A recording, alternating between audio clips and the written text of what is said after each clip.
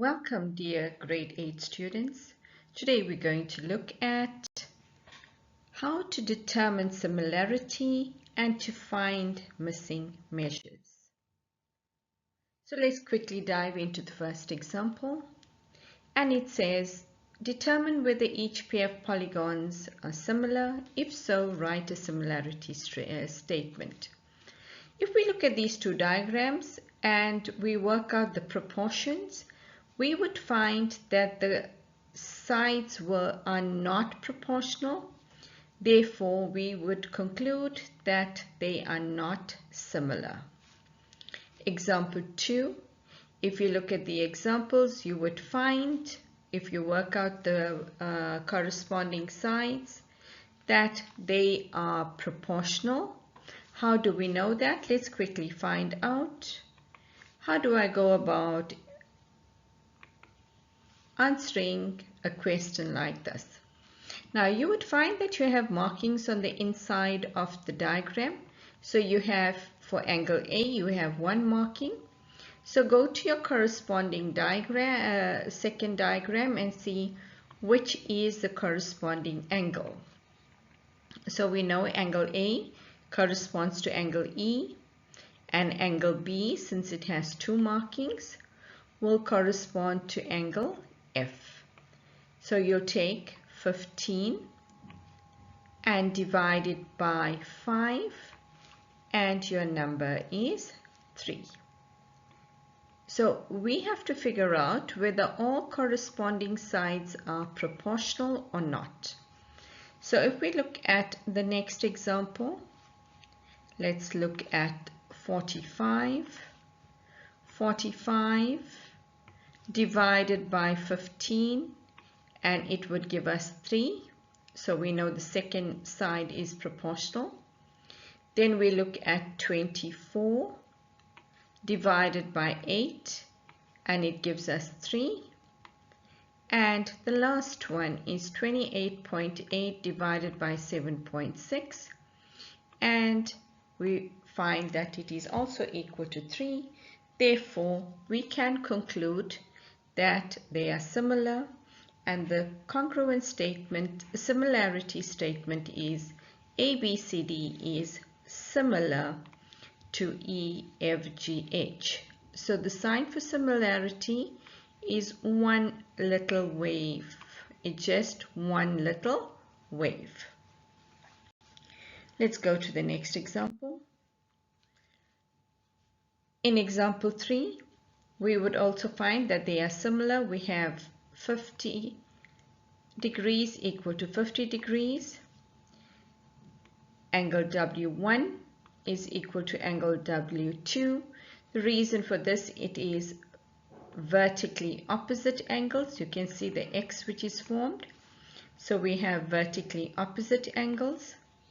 So this angle here is equal to the other angle. And we know that if two angles of a triangle are equal, then the third angle will certainly be equal. And therefore we determine it is similar. And here is your similarity statement.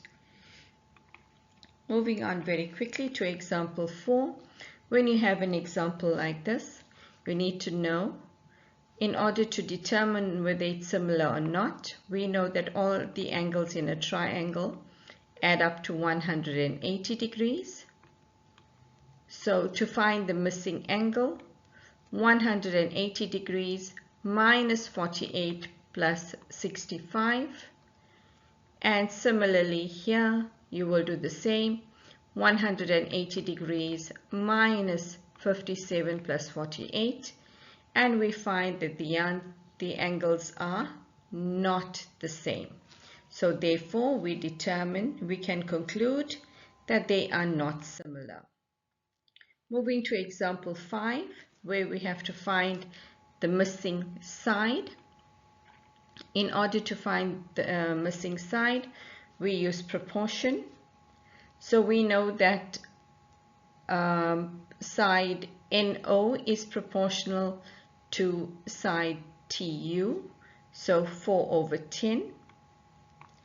And 5.6 over x.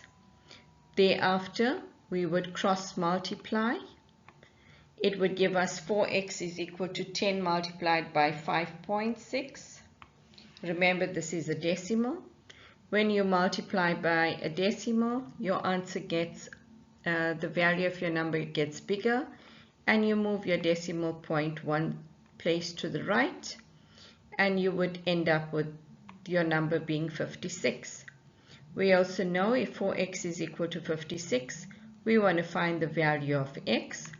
Divide by 4 on both sides, and therefore x will give you x is equal to 14. Similarly, you will do the same, use the same strategy to work out example 6, and your answer should reach 9 units. Going on to example 7. In order to determine what is true about triangle ABC and triangle XYZ, they say select all that apply. If we look at this example, we would see that we have 2 7s, and we have 6, and we have 3. And we know if we divide 6 by 2, 6 divided by 2 will give us 3. 7 divided by 2 is equal to 3.5.